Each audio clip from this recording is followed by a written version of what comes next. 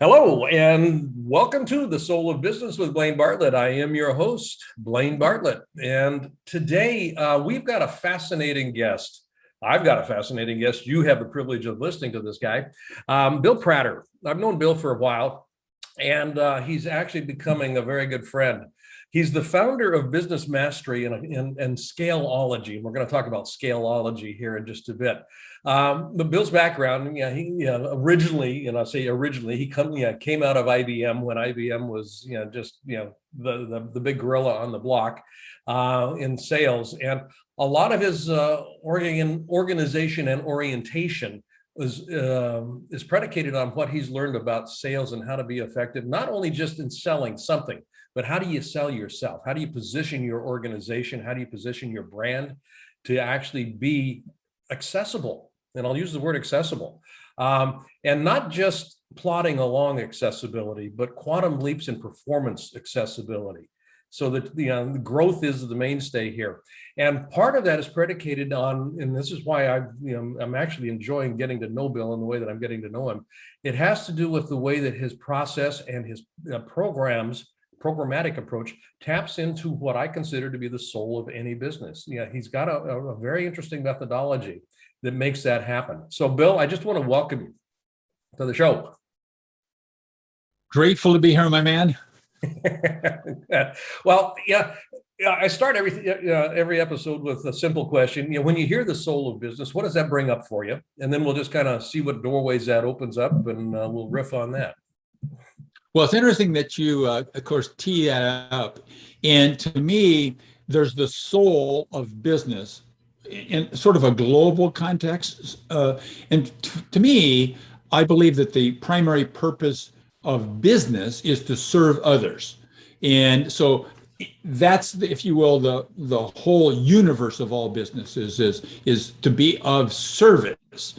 And then looking at an individual business, then that's the soul of each individual business, of course, has the same higher meaning, service, but then it needs to resonate with the if you will, the brand, the owner, the brand, the symbol, the vision, the core values, all of that kind of amplify the soul of an individual business. Right. And, my orientation, I love the language here, certainly, being in service. That's, what a business's purpose is. I kind of code that in the context of purpose of any business is to uplift the experience of being alive on this planet.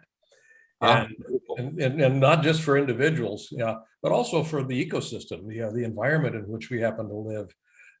So if businesses are doing that well, they're probably going to end up being in a position to thrive, not just survive, because people will beat down their doors to get whatever it is that they're offering. If I get to feel more alive in the presence of your service or product, I'm off to the races. And I'll keep showing up. So how do you, and I'm going to real quickly move into this because this is a deep topic, and it's something that I want the listeners to really be able to kind of, what's the word I'd use here? Spend time digesting, because you've got some stuff here. You've got a programmatic approach to keeping connected to what we're talking about here, that soul, that I think is pretty unique, and it's scalable, hence the word scaleology. Yes. But can you talk a little bit about, first of all, your migration, just kind of the evolution to where you ended up with this company, Business Mastery, and the Scaleology program?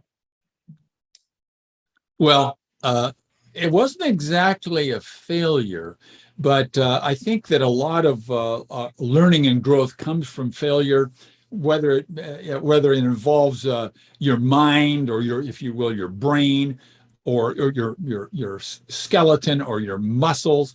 So it's to that point of failure. Well, so I had an investment banking firm that I owned for years and years that was headquartered in Seattle, but our epicenter and all of our, not virtually all of our employees were on Wall Street, New York. We were an investment bank, for goodness sakes. Yeah.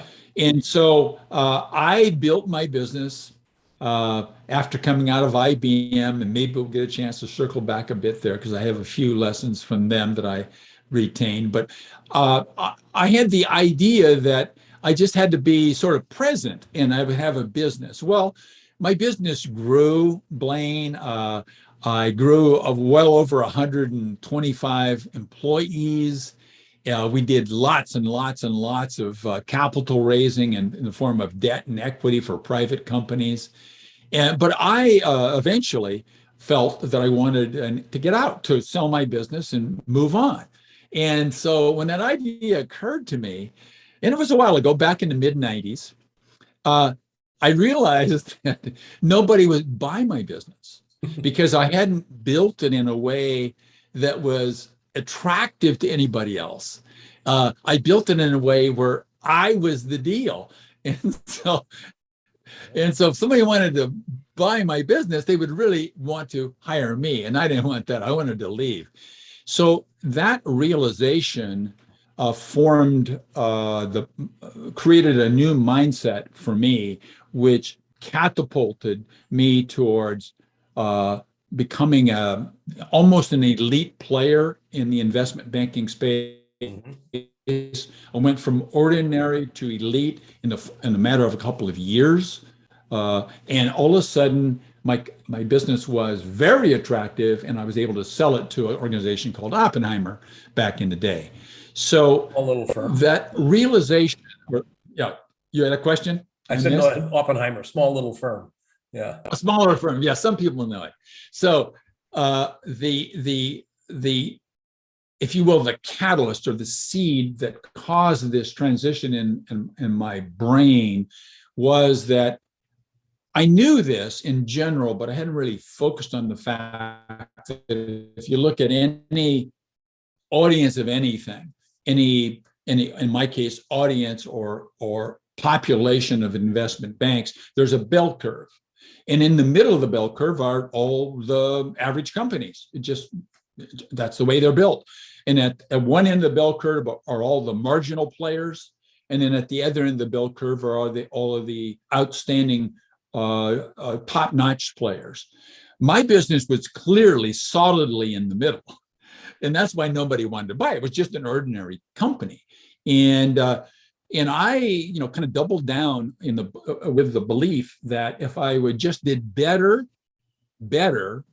worked harder at the industry standards, if you will, it's sometimes called best practices. Mm-hmm. That's all I had to do. So I was really good at best practices.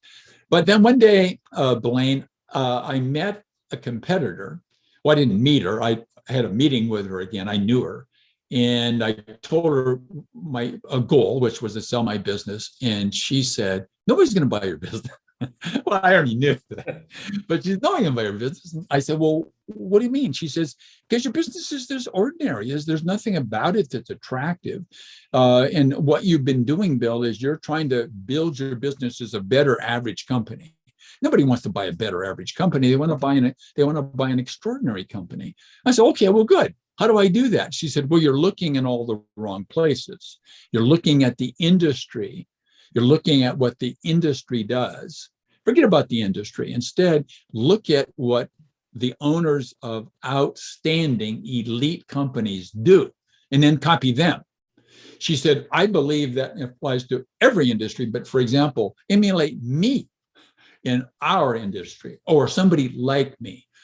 So all of a sudden, I don't know why it took me so long to actually understand that simple comment she gave me, but it was unbelievably clear to me that all I really needed to do was to find the commonalities that existed among the people that own extraordinary companies. And there's a long list of them. Many of them are, in what are now large public companies. Many of these people have gone on to, the next chapter in, if you will, their life. But people like Elon Musk or Richard Branson or Steve Jobs and those kind of folks, they did not copy. Elon Musk did not copy General Motors or Ford or Volkswagen. Wow. He created his own idea of what a car company should be. I shouldn't say everybody, certainly he didn't believe it, but people thought he was absolutely nuts. They still think he's nuts, and they think that he would never succeed in competing against these giants. Well, Richard Branson did the same sort of thing with the airlines. Everybody thought he was nuts when he came up with the idea of Virgin Airlines, and yet he was able to build a super successful airline in the midst of all the failures, United and TWA and Pan American and the American, the list goes on and on. They're still struggling mightily, but he's not. And then you look at Steve Jobs.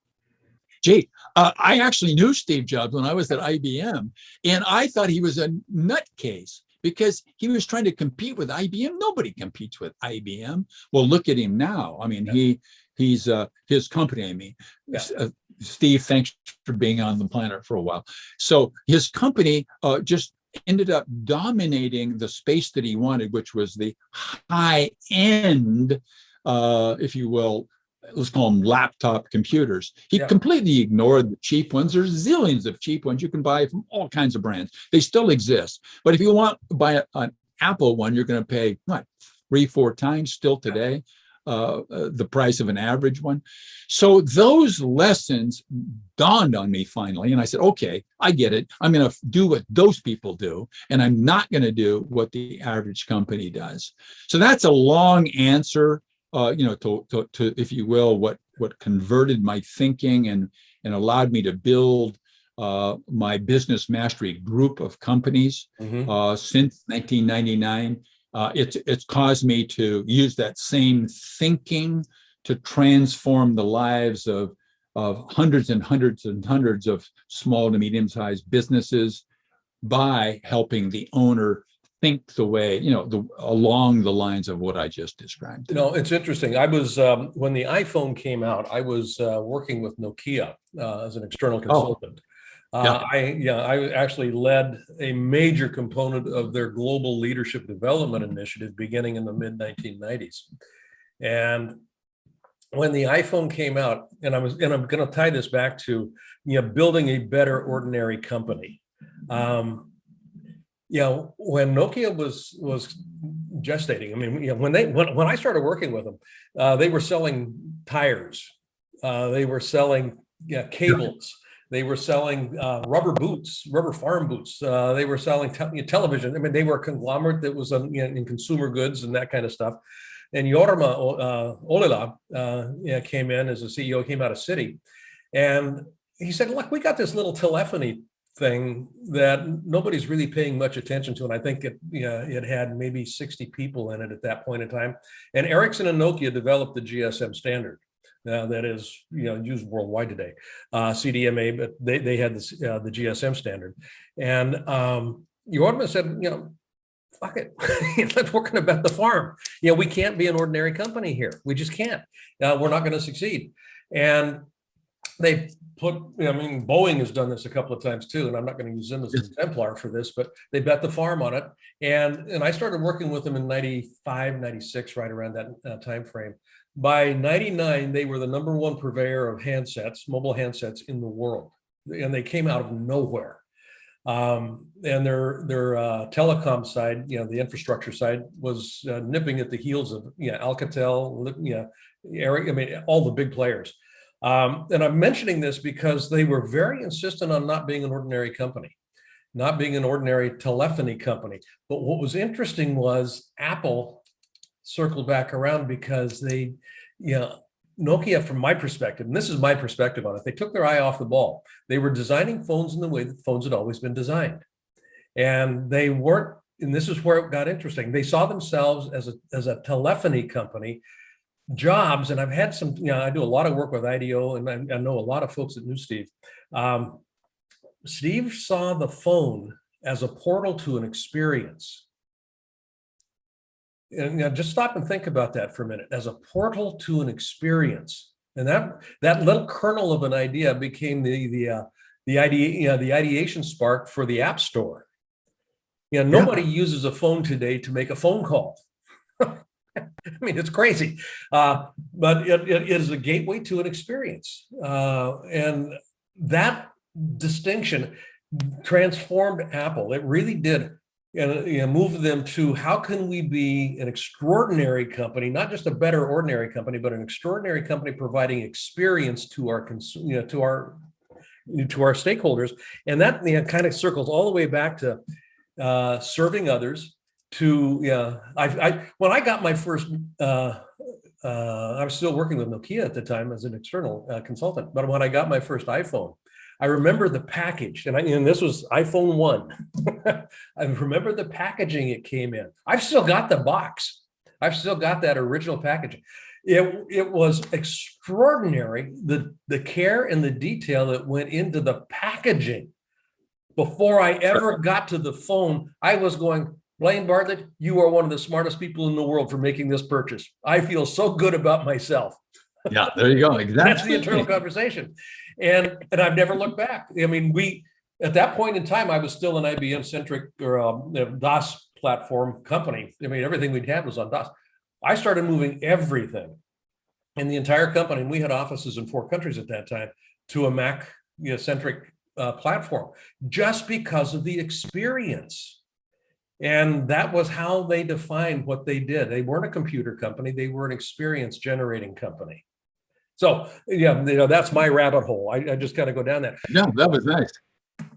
The idea of, being able to scale this, number one, and number two, actually being able to codify this in a way, because what we're talking about is thinking outside of the box. How do you codify the process of thinking outside of the box? And that's something that I think you've done extraordinarily well. Well, thank you. Thank you. In fact, you teed up the word idea. So I'm going to circle back to that in just a second. But thinking like other people will cause you to think like other people. The larger that group of people that you think like, the more ordinary that you will be. So what both of us are talking about is being able to think like a small number of people and think like the small number of people who are super successful. If you make those, if you connect those dots, then that's the path to success. Now, Blaine, you and I have been using some large, well-known brands and well-known people to kind of emphasize this because they're common, they're sort of common brands, if you will. But most of our listeners here today don't have organizations like the ones we've talked about. So let's talk about, okay, so I'm a solopreneur. Oh, I'm an entrepreneur with a little teeny staff, or I've got a small business with 50 people, or I've got a small business with 500,000 people. Those are still small businesses on a relative scale. The key is, if you're the owner, how do you simply, not easy, but simply get in your mind the way to emulate these people we're talking about? And I use the acronym IDEA. So IDEA, IDEA. And the reason that I use that particular acronym is that a lot of people will have common, if you will, definitions for words. They're like container words. Mm-hmm. So, for example, when Blaine mentioned a phone, the container word says, okay, these are phones, and they sit on a desk, and they're black, and they look like this, and they've got these buttons over here, and so forth and so on. That's a container definition of what everybody will think that they know about. The word smartphone is now starting to become that same sort of a container word. So there's going to be another, if you will, iteration of getting to the next level up. So when I say idea, the I stands for intent or intention. It's a very powerful word, which includes mindset, But mindset's a container word. So if you say mindset to people, they'll say, "Oh yeah, I understand mindset. You put that right, mindset. Yeah, that's right. That's a container word. People have their own definitions. If you use words like that in your, if you will, sales and marketing, then they will collapse what you're saying into their knowledge of it. But intention, for example, virtually nobody doesn't understand what that means. That when you say I intend, they think, oh, this now we're getting there because this is going to happen. So an intention is very powerful, and it has really two kind of subcomponents we'll come back to. But let's go to D. So IDEA. D stands for design. What it means is you've got to build your business, however big it is now, to something else through design, intent and design, not by looking for opportunities, not by wishing and hoping, not by embracing the law of attraction, none of those things. Instead, it's got to be a design. A design is very specific. It's effectively a blueprint. It's a process. It's a series of steps. And so design, I use the term game plan, which means that that's the way you're going to approach the game. Now, in fact, when you're in the game, things change. There's an opponent there. Things are going to change. You're going to adjust, but within the game plan, the D, the design. Yeah. But before we go to E, because I want to be sure that we're going to do a deep dive on this. I'm going to take a real quick break. And when we come back, folks, we're going to get into the E and the A, but I want to make a comment when we come back about this notion of design and how it actually influences intention. So we'll take a quick break. We'll come back and we'll revisit what I just talked about. Okay. I want to thank you for listening. I want to also invite you right now to go to blainebartlett.com. And on that site, which is my personal website, you'll see services up on the top menu. I'd like you to click on Leadership Mastermind. Now, why I want you to do that is we have structured a mastermind program that is very unusual and it is very powerful. And by going onto that site and clicking that link, you'll be taken to a landing page that is an invitation to join this mastermind. It's a 52-week-long exploration of what it takes to be a highly effective leader in today's fast-changing environment. You won't regret it. And if you've been liking what you've been listening to on these Soul of Business podcasts, how does one become a leader that can keep connection to the soul of business? That's what we look at. That's what we're about in this mastermind program. So again, go to blainebartlett.com and click on the services link, and there you'll find the link to the Leadership Mastermind program. Look forward to seeing you there. Thanks for listening to this little commercial, and now back to our show. Hey, welcome back. I'm talking to Bill Prater, founder of Business Mastery and Scaleology. Just before we took a break, we were unbundling this notion of idea. And Bill's got a very fascinating way of actually articulating what this is about. We'd gotten through the I and we'd gotten through the D. The I is intention. The D is design. And as you were talking about design, it struck me that you don't design according to how the world, and this goes all the way back to building a better ordinary company. Well, if you design for an ordinary company, you're going to get an ordinary company. And most people have inherited, and I literally mean inherited through their existing belief systems, what an organization is supposed to look like, how it's supposed to be designed. So this question of design, I mean, I mentioned IDEO. I have worked with IDEO, the design firm, premier design firm in the world. I've been working with them for about almost 13 years now, I think. And I am fascinated by their design sensibility. And what is really intriguing here, and I'm going to tie this back into intention. If I'm not designing so that our organization designs me in return, I'm not going to have the intention being able to be leveraged. Because if I try to put the intention into an existing design or a default design without paying really clear intention or attention to it. That design mechanism, and this is where culture comes in and all kinds of stuff.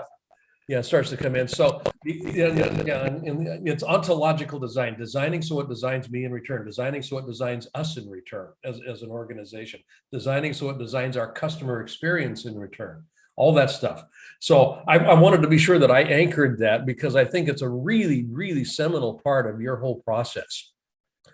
So it is, and I love the way you gave this vertical dimension, which we can also call alignment. So we need this structure, if you will, to be understandable top to bottom in your organization, top to bottom in your vendors with your suppliers, providers, top to bottom in your among your customers, et cetera. So this design, it's a simple word, but it's very powerful, meaning that it's the framework from which we operate. No doubt about it. Yeah. Intention, design, execution. So execution is what the E is. Now, what does execution mean? Well, it's a very simple thing. It means complete. So, for example, this is not a good illustration, but some people, when they hear the word execution, they think about criminal justice system. True, execution means termination and finished. So you've got to run your business with this concept of execution in mind. Look, a lot of ordinary business owners try hard, work hard, hire people, hope they try hard and work hard. Trying hard and working hard does not necessarily produce the result that fits in with your design. And so we need execution. We need people to be able to deliver on a consistent basis the completion of the commitments they make to themselves and to the organization. Yeah. So that execution is committing and delivering. The idea, and I love that piece. And specifically the idea of defining it in terms of completion. This is, as I'm talking, I mean, the consulting work I've done, one of the biggest bugaboos that I ever run into is, and this is true in just about every organization I've worked with, people aren't accountable. People aren't, they're not accountable. If only marketing would get their act together, nobody there's accountable for, so it just goes on and on and on. Accountability is rooted in, I think, a misconception around what commitment actually is. And this is, from a leadership perspective, co-creating coordinated movement. This is where that actually shows up. If it's co-created, there's a transference of ownership to the idea. And I mean the idea in the gestaltic sense of it here, the big idea. That ownership is transferred, and now it's not. I'm not committed to something. I now behave as if I am a commitment of that. And then accountability becomes it becomes a non-issue because people are behaving as if they are an exemplar of what we're trying to achieve. And so you've got execution by default beginning to work in the way that it's intended to. Right. Yeah.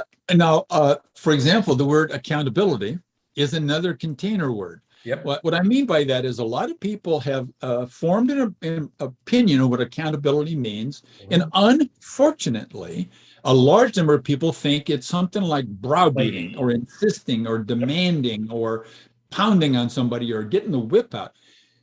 It's not. Maybe there are some people that think that's accountability, but it's not. Accountability is what Blaine just talked about. And that is, it's making commitments to yourself and somebody else with the intention that you're going to deliver the outcome that you've committed to. And that brings me back to IBM. Way back, on my IBM days, we had a simple tool. And I had a little, it was like it wasn't 8.5 by 11, it was a smaller piece of paper, but it simply was a 3-column sheet. And at the top it said commitments. And at the bottom, and then across 3 columns were who, what, and when. Mm-hmm. So who made the commitment, what was the commitment, and when's the delivery date? And I let that sort of slip out of my mind until I had that aha moment, that eureka moment with that competitor I mentioned, and I brought that back this who, what, and when concept into the E part of the idea model that I just gave you. And that creates what I call authentic accountability, meaning that what you do not want, if you do the following, you're going to have an ordinary company for sure. And that is that you personally need to figure out and keep track of what everybody should be doing and how they're doing and so forth and so on. That will collapse your growth into nothing because you are the focal point. Everybody's waiting for you to figure out what to do. What you need to do instead is to do what Blaine just teed up, and that is to be able to co-create the commitment by saying something like, we're not getting enough dogs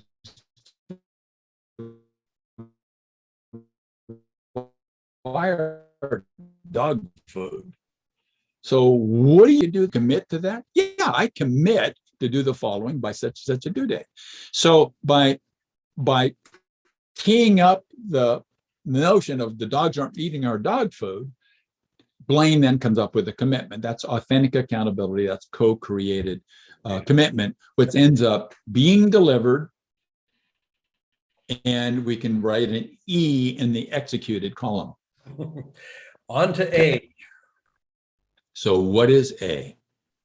Well, so we talked about scaleology, which is a growth model. And what I've just described, I'd like you to think about that as like a period of time. Maybe it takes place in a week or a month, at the maximum a month. Most companies operate on a monthly basis. That's when the financials come out and so forth. So you do those things month after month after month. The IDE. So what's the A? So the A stands for accelerate. And it's what it is. It allows my clients to be able to catapult their growth at a hyper fast rate. So it goes IDEA, and that's envision an upward spiral kind of a design. And so that's how my clients typically double, triple, 10x, 50x, 100x their revenue, their gross margin, their bottom line cash flow, the value of their business. It's very dramatic, and it's just literally it's as simple as those 4 stages in the IDEA acronym that I just gave you. And it's extraordinary, not ordinary, in the way that you do this. Yeah, the acceleration component of this. Again, back to the work that I do with my clients. Every organization has got goals and objectives, and year over year, client after client after client after client I've worked with, the goals that they have are incremental. It's kind of we want to increase our revenue 10% this year. Okay, no problem with that. Absolutely love that idea. Have you done that before? Well, yeah, we did 8% about 4 years ago, and about 6 years ago we did 12%. So the question then isn't, do you know how to do it? Yeah, you know how to do that. You know what T's to cross, what I's to dot. It's just a matter of literally kind of execution and that sort of thing. But there's no juice in it. There's really no fundamental growth. It looks like growth, but it really isn't growth. And those sorts of goals will kill an organization pretty quickly. Absolutely. They're stagnation goals. They keep the lights on. And I started looking at a different kind of goal that I call, and I think this fits into your accelerator model. I call them growls.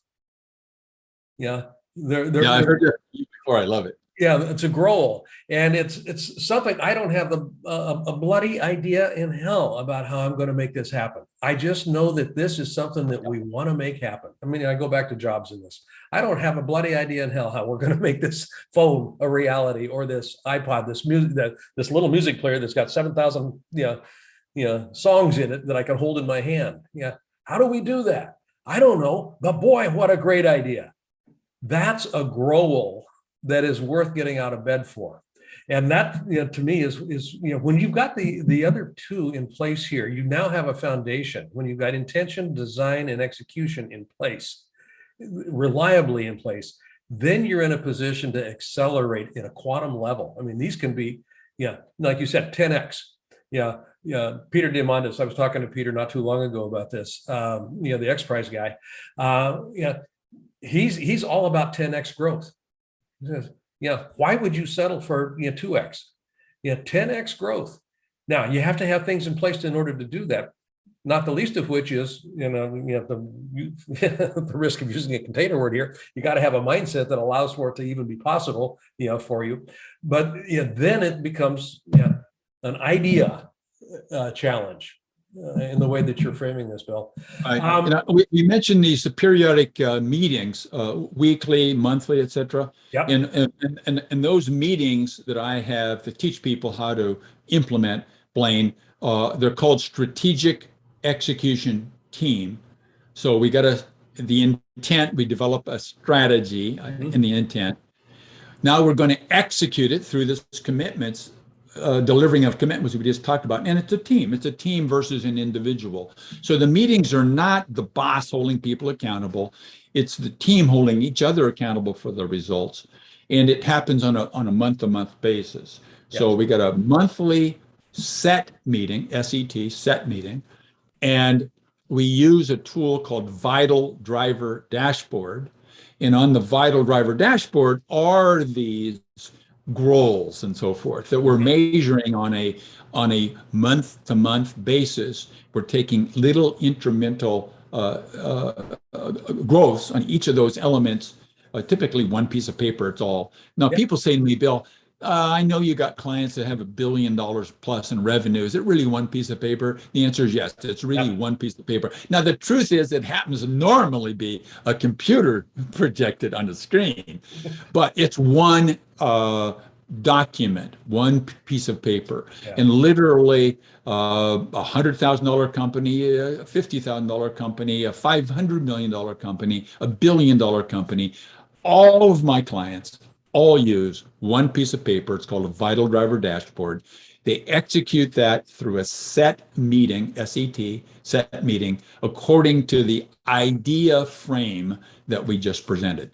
Now, so the Scaleology model is the IDEA model. I love it.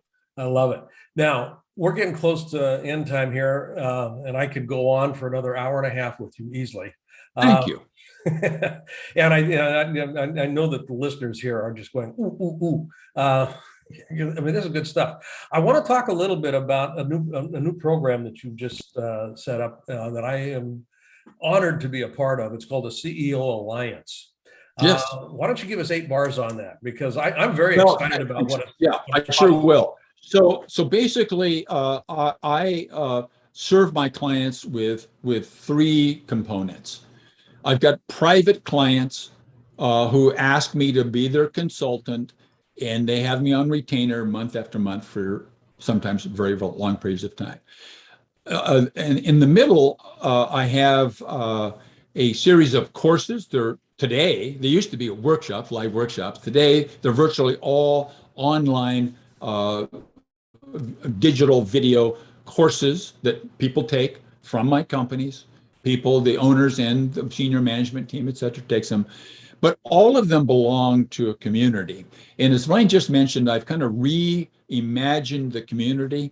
So the 3 components, consulting, courses, community. I've reimagined the community. And what it is, the CEO Alliance is literally an alliance. Once again, it's not a container word. People know what an alliance is. So an alliance between subject matter experts, people like Blaine and I and others, together with business owners. And together, we're helping each other scale our businesses 2, 4, 10x as fast as we possibly can. So that's CEO Alliance. And the way to get into that, and it's very, very price, what's the right word? It's very... The barrier. It's a very good investment. Yeah. It's a low price. There you go. It's a low barrier to entry. Yeah. It's simply joinceoalliance.com, joinceoalliance.com. And you get a chance to get into the alliance with Blaine and I and many other mavens. And it's the great way to start. And from there, all the mavens in the group have all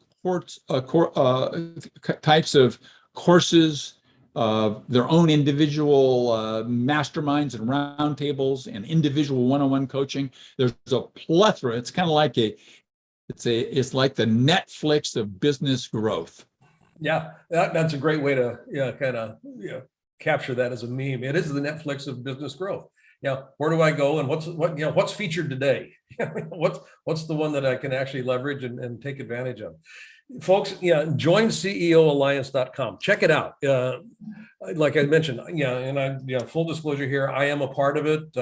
My Leadership Mastermind Masterclass, not Mastermind, my Leadership Masterclass program is part of what's being offered there. And there's a number of other things that you can get access to from me through that. But there's also, the other subject matter experts that Bill has organized here are phenomenal. And they are truly subject matter experts, truly.